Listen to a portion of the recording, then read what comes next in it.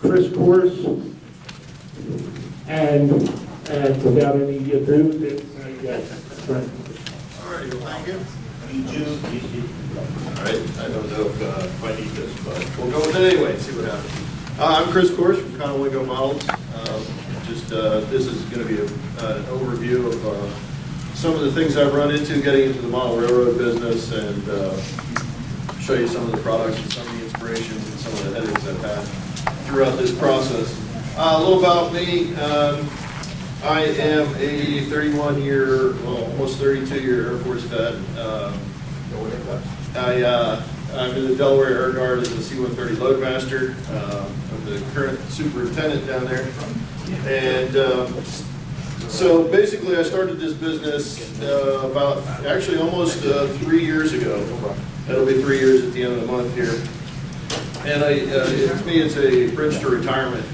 That was kind of formed a little bit out of frustration in that I was trying to get people to, I had these ideas for some designs that I would like to see people do, because they really needed something more than I had the ability to do. And you'll see some of that stuff.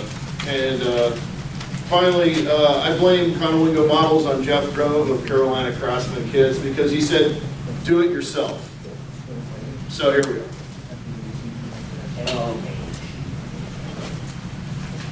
Where Conowingo Models came from, I live in Conowingo, Maryland. A few years back, I had been reading, a few years prior, probably about 5 or 6 years ago, I was sitting in the desert and had the time, actually it took me an entire year to read the book, but James Michener's Chesapeake. And on page 9, it mentions an Indian by the name of Pentaquad that stole a canoe and went south down the Susquehanna River through Conowingo on his way into the Chesapeake. And so I decided, okay, I'll use Pentaquad as my logo. And I went out and found this logo on the internet. I think I paid like $15 for it, modified it to the way I wanted it, and here we are. And so when I decided to start into rolling stock, I realized I needed kind of a hook. So I used Pentaquad in his boat, or in his canoe, and the phrase for the railroad is rooted in Pentaquad.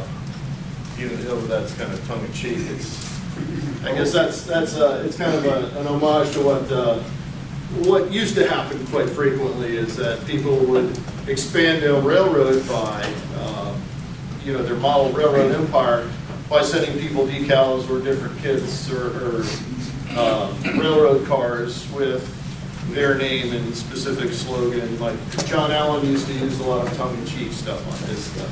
So that's kind of where that comes from. Our business philosophy is to provide a product that most builders can easily handle and achieve professional results. So it doesn't matter if you're a beginner or if you're an advanced guy, you should be able to come out with the same product in the end. One of the things that I realize people find a little bit frustrating is we provide minimal details. And the whole purpose of that is to encourage originality. I don't want to go to a layout and say, oh look, that's mine, and it was built exactly like it was on the box, or on I don't use boxes, but we'll get it out. So I want you to use stuff out of your parts bin. I want you to think about this and try to figure out how you can make it different. Search the internet, go to your local. I want to encourage people to go to their local hobby shop. I want to encourage people to go to trade shows to get these details. You may go over, I think there's some details over in this area. You may see some stuff over there and go, oh yeah, that'd be perfect for this project. I want to encourage people to do that. And that's a big part of our business. Because one of the things I've noticed is that a lot of kits that I build, they'll come with all kinds of stuff and be like, I'm not using any of that, so I ended up throwing it in the parts bin. So use what you've got. Be original. I hate lick 'em, stick 'em doors and windows. I realize that they're kind of a necessary evil. So I want to minimize that. I try to use Kichi as much as I possibly can. I want to provide a unique product that doesn't directly compete with another manufacturer. This is actually a fairly small community, and so far, knock on wood, we all get along. So I really haven't run into a whole lot of resistance with dealing with other people. We'll talk about that more in a few minutes. A lot of my buildings have bridge beams and rafters and foundations. You'll see some of that here in a few minutes. Like I was talking about a couple minutes ago, we want to pay homage to some of the early days as craftsman kids. We want to take what those guys did and build on it. We want to apply modern technology to it and give you guys a better product. We also want to stand behind a product. I know that flat bug doodle bug, there's one floating around over here that Mike put together that we found there's a couple parts missing. Just let me know. I screw up. I'm by myself really in doing this, so I want to stand behind the product. I want to make sure that what gets out there is the right product. All the parts are there. And we want to do all of that at a reasonable price. The challenges? Marketing. Okay. We are, as model railroaders, a little bit strange. There are different... Little bit? Okay. All right, I was trying not to, go too far with that. We like the word eclectic. There you go. But we do a lot of social media. This year we started into a lot of magazine advertisements. And it's been kind of tough to find that exact market that we're looking for. Currently we advertise in Model Railroader, which, believe it or not, I figured Model Railroader is kind of primarily a Walthers supported or support Walthers back and forth business isn't. But I have gotten more support out of Model Railroader than I have out of any other magazine. Thank you, Model Railroader, but I was not expecting that. So we advertised in Model Railroader, Short Line and Narrow Gauge Gazette, which they gave me the first review on the bottom right there of an old kit that's currently not available, the Bush's Mill. And we're going to start in Railroad Model Craftsman here shortly.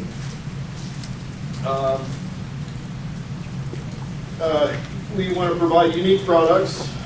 We don't want to duplicate something somebody already built, because then you get in a situation, oh, you stole this from me. We don't want any of that. That's not why we're here. Advice, everybody has an opinion. Oh, and by the way, they want it at a different scale. Okay. So we're working on that. Right now my big push is to get some stuff done for the O-scale meet up in Harrisburg. Al Judy's meeting up there in June. So we're pushing off in that direction a little bit to try and see what we can do. I've had people ask me about N-scale. I have some N-scale wood. So far, that's as far as I've gotten. So, because I'm having a hard time wrapping around my brain around things that small. And it's going to take a little bit to get there. Scratch builders. I found that there are people out there that will, they'll find pictures on the internet and they'll just scratch build it themselves, which I don't appreciate it. I know other manufacturers don't appreciate it, but that's something we can't prevent. And one thing I found out the hard way is train shows aren't cheap. Spent a good chunk of money on going up to Springfield. Of course, they had Snowmageddon up there this year, so that was kind of a bust. I did end up breaking even, but it wasn't easy. Now, the easy parts of starting a model railroad business. Suppliers are usually pretty friendly and they're easy to deal with. I've gotten I've been able to get become a supplier have suppliers set up from a number of different companies, and I thought I was going to run into some issues. And they were like, no, here, go. How about it? The customers are usually pretty friendly. There's occasionally somebody that complains about everything, but that happens with anything. You can't avoid that. Model builders are usually pretty happy to build your kits and share them. Right here I've got a picture that, I don't know if anybody knows Greg Cassidy down in, I think he lives in Silver Spring, Maryland. I've known Greg for a while, and I've sent Greg some kits to build and say, hey, what do you think of them? And he always does a top-notch job on it. He provides me some good feedback. In fact, there was one, the St. Mary's Gate Lighthouse, where he did something a little bit different with a pre-production kit that I ended up putting in the production kit because of his feedback. Here we've got the Eliminator Depot that he did. This is actually a pre-production caboose number 1, because the actual caboose number 1 kit is a little bit different, and I redesigned it based on his feedback. And then you've got the flat bug, doodle bug. That's something that we're trying to get into here recently, is some doodle bug stuff. And technology. We strive to use technology to give you a better base, which equates to a better end product. It takes lots of cuts to get things right. The big phrase there, the big key is let the laser do the work. We rely heavily on teaching doors and windows, and thanks to Dylan Lambert of Lambert Motor Works and Foggy Mountain Models, we're getting a little bit into 3D stuff. Because I tried learning that stuff, and I was like, whoa, I just don't have time for this. To go back to what was mentioned up here earlier, it takes a lot of cuts to get it right. Look at this little jagged line right here. It's supposed to be a nice straight cut. So I had to go back and figure out what the deal was. Come to find out it was an issue with the laser. The kits themselves, this is actually the flat cards, or the background flats, I should say. This is one of those frustrations because everybody told me, oh, I need background flats, I need background flats. Well, I did 5. You know how many I sold? 6. 2. Well, you go buy one today, right? All right. So we're going to head on into our products here and talk about the inspirations. Grunge Bridge. I started out, I saw this picture, which I didn't realize until I was actually putting the slideshow together, how close I actually came to this by accident. My original intention was, because I'm a Rutland guy, I want to do some covered bridges, because, you know, that's Rutland. They had like, I forget how many, like 98 or something covered bridges in the state. So I wanted to start, it was just an exercise. I wanted to do a covered bridge.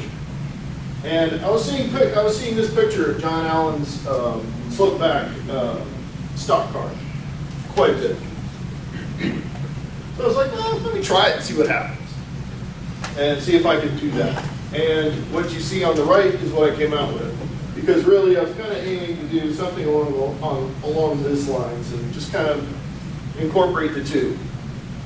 Make it all fit together. I also took a look at the Gilpin's Falls Covered Bridge for a little bit of inspiration.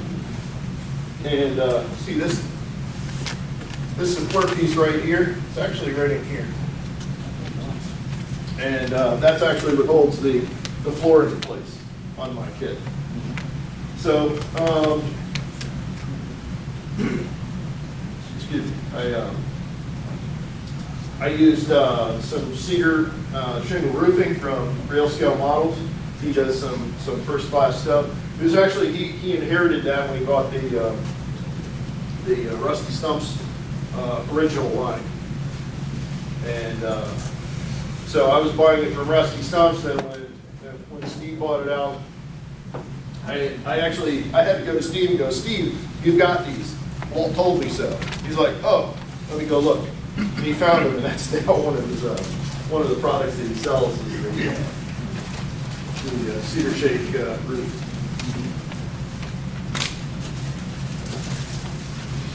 We started getting into rolling stock a little bit, and I figured this would be kind of something easy because there's not really much wood rolling stock that you can purchase these days, aside from going back and getting some of the older kits. And I figured with the laser, we can do that. We can do some really cool stuff with it.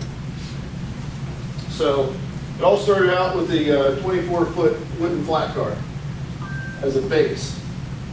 And I figured from the wooden flat car, we can do a number of things. And this one over here, this is actually the 36-foot, which is really the same kit, but stretched a little bit. And I put some gondola sides on it and went from there. The 24-foot sold like it was going out of style. The 36-foot, not so much. Like I said, it all goes back to, what was that word, eclectic? Eclectic. We're eclectic. So then I tried some other things. There's the box car. Okay, not so great. And then the wooden, the tool car. That is actually doing very well. And then back in January, I came up with the tank car, the wood tank car. That one's actually going to get a little bit of a redo, and hopefully it'll be a little bit more to my liking. One of the things we did also was got into cabooses, because you can't have rolling stock without cabooses. I mean, come on. So basically, I took the flat car and expanded it into making a caboose. This is basically, well, this is your basic frame, or the caboose piece itself here. And just essentially goes right on top. The green caboose on the right, I was into green for a while. Because it's weird, you start to notice these things over time. Like, I'll mention it now and you'll go home and be like, man, I don't see any of that, and then all of a sudden you're gonna start to see it. Green barns. For whatever reason, there's a bunch of green barns down by me. So I figured, that'd be kind of cool to have a green caboose, because there are some railroads that use it. But the original prototype for that caboose was green, and like I said earlier, with some feedback from Greg, it expanded a little bit, and this is what we're after. This is the caboose #1 kit now, and that right there is the inspiration. That is a kit. I'm not sure who made it, but I have one that I bought on eBay a while back. Chris, Yes. what's that light colored object hanging off the bottom of the caboose? The lower right caboose? Oh, Check out. right here? Yeah. It's a shovel. Ah, cold shoveling. Yeah. All right, and then, of course, in my research, I came upon this thing in the upper left corner. I was like, oh, that is really cool. I can do something along those lines. So I started out with the 36-foot boxcar. And really, you take a look at this, and that's exactly what it is. Is somebody took a boxcar, had a bunch of holes in it, and put the cupola on top. So there we have it. Chris, Yes. I noticed that a lot of the stuff is missing safety appliances. Now, is that, Yeah. do you sell the safety appliances to go with them? Because the stirrups, a lot of the handholds are missing off of the box cars. It seems like the box cars don't have any safety appliances. I do not. It wouldn't be hard to add those in. I think the main reason I went with ladders is because they're easier to put into place. So that shouldn't be hard to do. I mean, I do have some. Yeah, I put that bottle of water up there for you. Oh, thank you very much. Appreciate that. Call for the reason. Yes.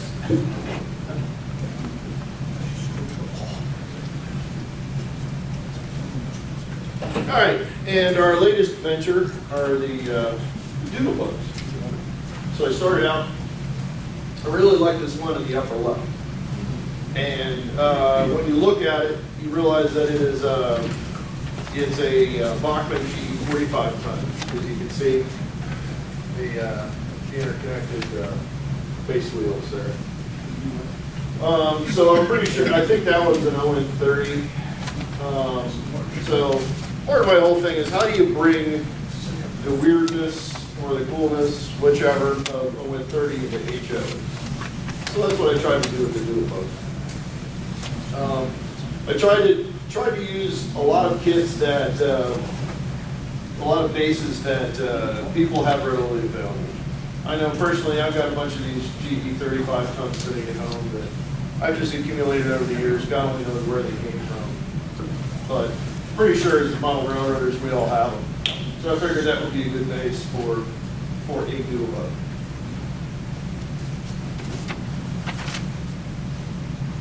And then, so I came up with the doodle bug you see there. I call it the flat bug because it's basically got a flat car in the back, just stake body, basically. And I figured that would be open-ended enough. I don't know that there's any more pictures, but actually it's sitting right over there. So if you were interested in that. I know one of the things I talked to Greg about when he had purchased his, I said, Greg, you know, it'd be really cool if there was a crane. The problem is the Tichy crane that I had for it, it didn't look right. In fact, I'm still not sure it looks right on a tool car, but we went with it anyway. So it's just kind of an open-ended car. I hope people can use it to maybe maintenance away, that sort of thing. I have done a couple other little things. I did one deviation where there's a passenger version, which looks like a Greyhound bus. I'm not sure that people will ever see the light of day, but we'll see. Last October, I was up at Steamtown, and unfortunately, we didn't have time to go through the trolley museum up there, but this was sitting out front. So I was looking at it, and I'm thinking, oh, you know, this would be a great base for the doodle bug. So I kind of borrowed a good chunk of the front end off of it, and the more I look at it, the more it's like, oh yeah, I borrowed a lot of the body from it too. So I decided to put some of those doodle bug parts, or those elements from the trolley car onto that doodle bug and go with it to see what happens. That's what I came up with. And actually, and it's sitting right over there also. There's 3D printed parts on this one. I would like to improve the smokestack at some point. But this also comes with, actually both doodle bugs come with an LED headlight that works. The yellow doodle bug is I call it the box bug. It's basically it's more of a box car.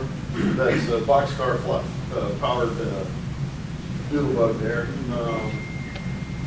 And when I went to do the clear story up on top, wasn't quite sure what to do with it. I left it open, figuring that maybe somebody would convert it into a passenger car or a passenger car at some point. And I might do that too at some point. But I left it open. I left it open-ended for that purpose.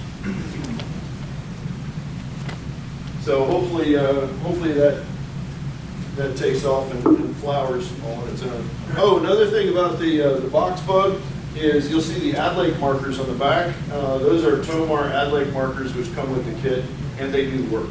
They light up. If you've got DCC, you can hook it in with a headlight. And have you ever heard of steam dummies? I have not. All right, so in the late 1800s, before there was electrification, on some trolley railroads, they took steam engines and basically did what you just did there and pulled the cars before there was electrification. They're called, Google a steam dummy. It would look like that. You could do a steam dummy. Oh, okay, cool. So your city had some of those that ran on the L. Philadelphia had them.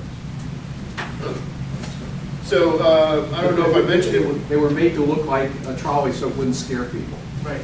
Horses. And the horses, yes. Horses, yeah. Okay. So basically, the whole purpose of the way that this the box bug is set up is to deliver small freight along short lines. So you can use it for that or for whatever purpose you decide. And it is based on the Bachmann 44-ton switcher. The Gray Street house. This is a few years ago. I was actually at a conference, and all of a sudden I was selling a bunch of these. I'm like, what in the world's going on? Daryl Huffman was the guy's name. I was trying to come up with that yesterday. Daryl Huffman had built one, and it took off. But the Gray Street house is actually based on, turns out it's a very common design that existed a lot, I would say within the last 100 years or so, maybe a little longer even. But this original design here is based on this house here, and in Chesapeake City, Maryland, because that's. We were driving through Chesapeake City one day, and I noticed all these really cool houses with pretty much the same design to them. There's a lot of variations, and so that's where I came up with the Gray Street house.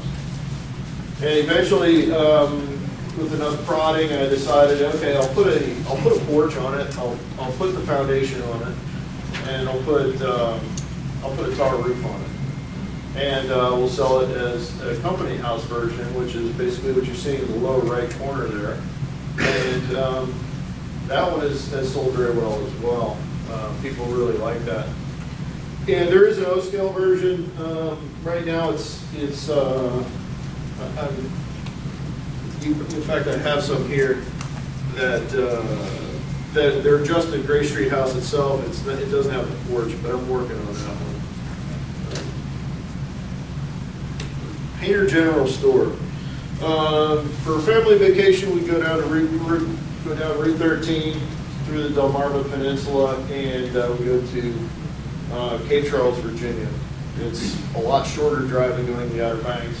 It's not quite as expensive, and there's not quite the amenities either as the Outer Banks. But anyways, we were driving south, sitting in a red light, and I noticed off in the left corner of my eye, basically the pictures you're seeing in the lower right corner. I was like, oh, I have my laptop with me. I had an idea, and I was looking for some fairly inexpensive designs, and I said, yeah, I think that one will work. So I put it together real quick, and of course, when we went through Painter, Virginia, we had a green light. That was on the way home, so I got barely a glimpse of it on the way home. So I went ahead and produced the kit that you see in the upper right corner there, because I had no idea what it was. I looked it up on Google, and that image you see in the lower right corner is all that's on Google. There's not really any direction. You can't even go down the street that it's on. So the next time we went down there, it just so happened that Greg was building his. And I was like, hey, Greg, hold off. Before you get too far into this kit, I'm going to get some pictures. So we made a stop off and discovered that it is, looks like a boutique. It's closed. I don't think it's in business any longer. So I ended up snagging a picture of what you see here right in the middle, which is the sign that's on it. And I sent it to Greg and said, Greg, here you go. And so he built it more closely to what you're actually seeing in the kit. So I thought that was a neat little kit, but apparently there's only a few of us. Now this is one of the Pennsbury Hydroelectric Mill is actually one of the reasons I started Conowingo Models, because I wanted to see people do this kit. And come to find out, I found this thing I found a picture similar to what you see in the upper left corner on the internet, knew nothing about the place. And me and Mr. Google had some arguments, and we ended up figuring out that it's in Chatsford, Pennsylvania. And as soon as I got home, I was lucky enough in that I contacted the Pennsbury Township, and they put me right in charge with the lady that was the architect for when they restored this mill. And I said, just out of curiosity, do you have drawings from when you from when you went through and restored the mill? And she says, yes, I do. I will give you a tour and I will give you a copy. I said, thank you. And unfortunately, I contacted her a while back. She's not doing very well. So between then and now, I managed to go through and did several different versions. And strangely enough, my dimensions that I had done from just one picture actually came out almost spot on. I ran into some problems with getting the rafters, the roofing quite right, and designing the water wheel itself was a challenge because it was pretty narrow, and I wasn't quite sure how to do that. So that took some time. Eventually, I figured out how to do it and ended up coming up with a almost spot-on Pennsbury hydroelectric mill. Now, the really cool thing about this mill is, I believe it was a banker that owned this property in Chadds Ford. In the, I think it was I want to say it was 1919, somewhere in that area. He decided he wanted electric lights in his house. So he had, I forget the name of the company, but they came out and built this mill. And it actually has an electric motor inside of it, and it powered the lights to his house. Because at the time, Chadds Ford had no electric power. Eventually, they did gain electric power, and the mill went into disuse. However, in the meantime, there were engineers from the Tennessee Valley Authority, the Conowingo Dam, Hoover Dam, and a few other places that all came and took a look at exactly how they did this. So this quiet little mill was actually pretty influential when it comes to hydroelectric power. Where does the water come from? The water, actually, there's a pond in the back, and what they did was there's a series of it's dammed, and there's a pipe that comes out, and there's a couple big valves. Yeah, a couple big valves that open up, and they actually feed through the back. They actually go basically right into this area, and they can feed water over the top. So it's a really interesting structure. I managed to get as close to it as I'm going to get without going to hydrocal. So,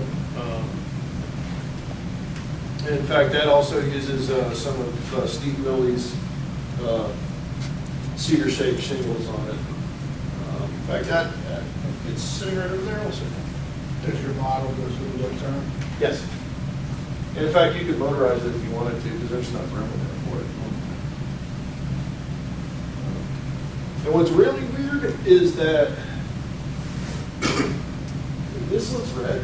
It's really not. It's a brown color. It's the same it's actually pretty close in color to the rest of the shutters of the door. Just for whatever reason, photographs differently. St. Mary's Gate Lighthouse. I was trying to figure out a lighthouse we could do. Typical lighthouse is round. Like, all right, well, how do you do that with a laser? Hey, you kind of can't. I mean, I'm sure eventually I'll figure it out. I've got some ideas turning for another project of how I'm going to do some circular structures. But, so I started out with the East Channel Lighthouse, which is up in, I think it's on Lake Superior, if I'm not mistaken. I found a bunch of, strangely, I found enough, or interesting, I found a bunch of old pictures of it. The one you see in the upper left corner is about the best one. And this, toward the middle here, is on the left, is roughly what it looks like today. Unfortunately, it's pretty well abandoned, but there has been some, I'm not sure if you call it restoration work, but there are some parts of it that have been there's some work that's been done to it to prevent it from deteriorating further. So I came up with what you're seeing in the middle there and the rest of the photos. I decided I wanted to kind of jazz it up a little bit, so I added a few distinct features to it. The lantern room up on top is significantly different, and that's just because I haven't really messed too much with acrylic, or not acrylic, but acetate windows and all that. So I figured that the way that it's there is probably the best way for now, anyway. And then I decided to put a metal roof on it because I think it looks pretty good with the metal roof. And put the overhang on there and a few other that kind of make it pop a little bit. And I didn't feel that I could call it East Channel Lighthouse with all those changes to it. So that's why it's called St. Mary's Gate. And a few weeks ago, I was down at Cape Mud looking for some work stuff. So I decided, I've got a few minutes, I'll take it out and take what turned out to be really bad pictures. So you notice that picture, there's nothing straight about that picture at all. But it is next to, you see off in the distance down here is actually the Cape Henlopen Lighthouse. So I try to, in fact, if you look on the internet, the picture that I posted of it from that same session, it's in black and white, and I made it look like a really old picture because really, if you take a good look at it, it's a terrible picture. The Whispering Chapel. This is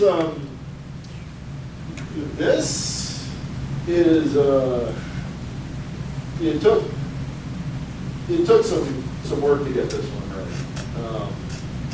I started out with the picture on the left. That was the only thing I had to work with. I was like, I've got to do that because one of the things I really like doing are small things that you can fit just about anywhere on your layout. Small powders. Yeah. Very small powders. Yes, and that's one of the reasons why it's called Whispering. It's actually, I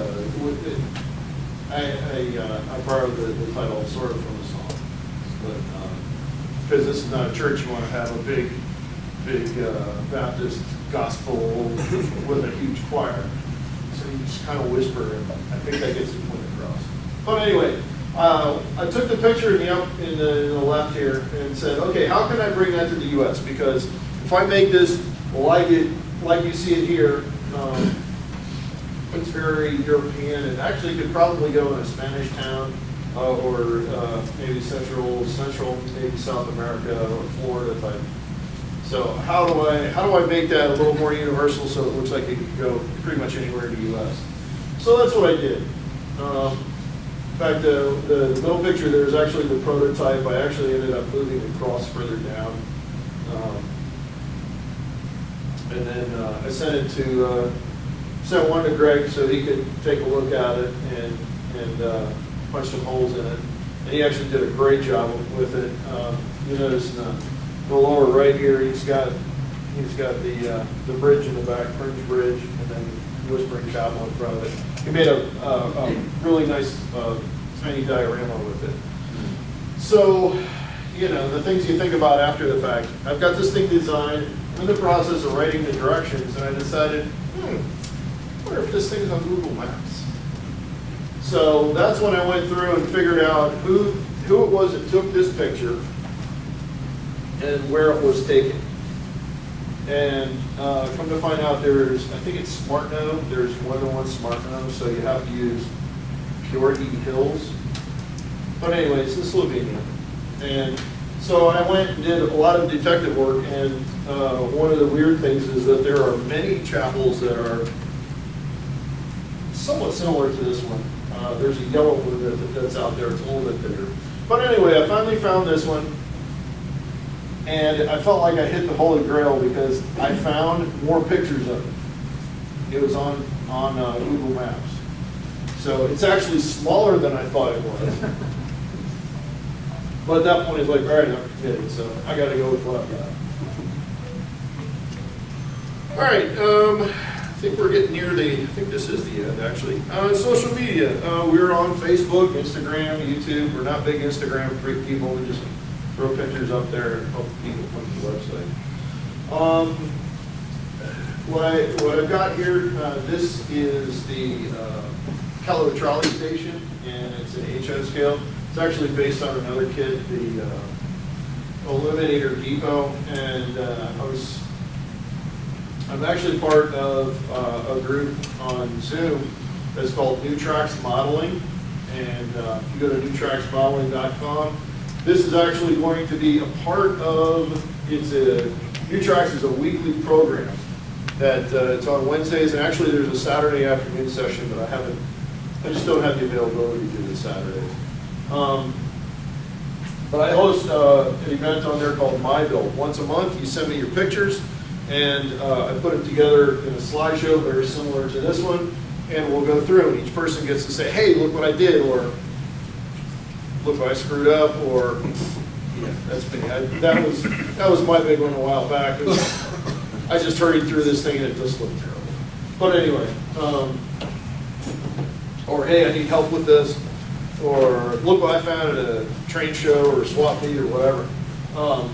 So that's what the purpose of the My Build is, kind of a capstone for the New Tracks segments, like a monthly capstone.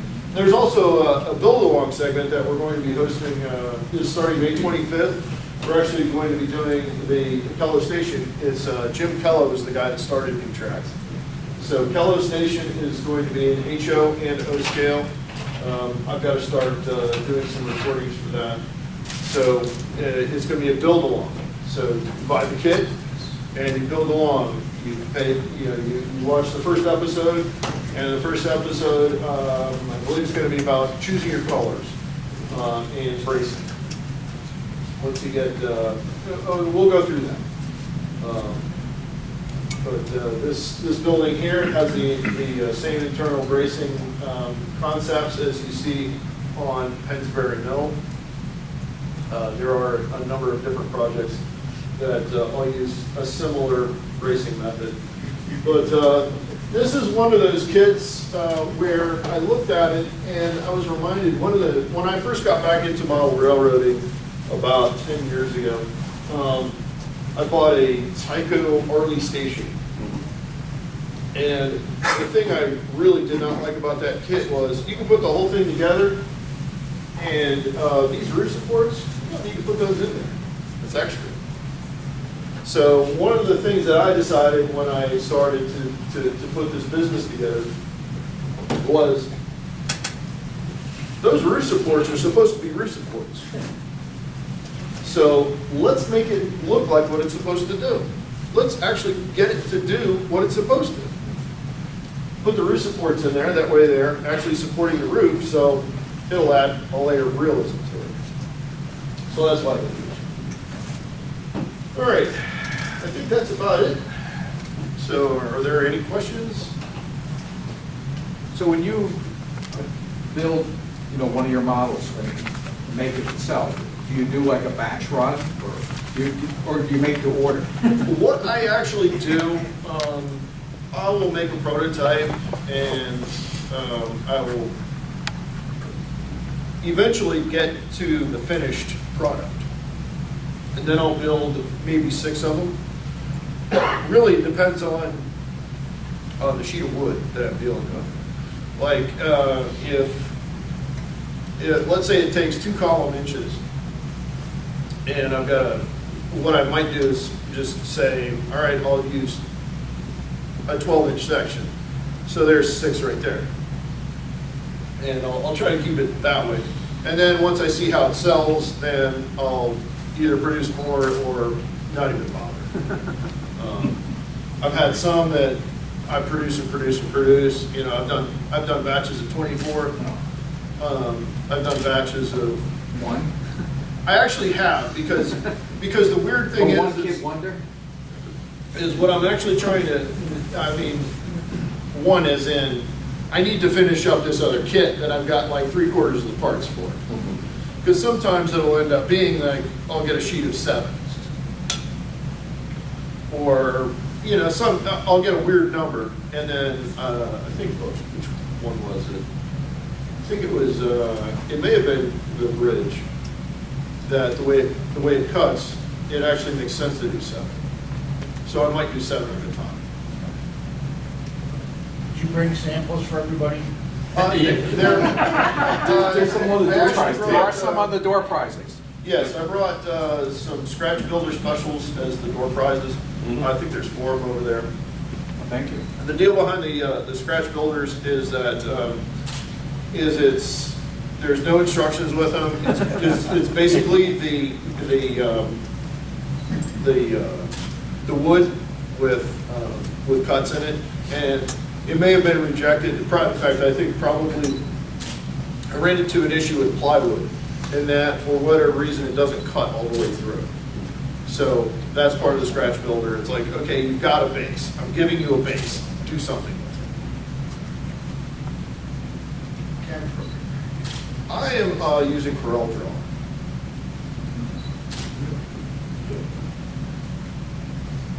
Your website has, I guess, a catalog of buildings that you have? Yes, everything is on there. In fact, if people have a smartphone, I think my logo over here has a little thing on there. If you take your camera over it, it'll take you right to the cell phone, right to the website. Conowingomodels.com. In fact, there's a model, Conowingo model in the wild over there too, if you want to look at it. One that escaped. Yep. All right, thank you very much.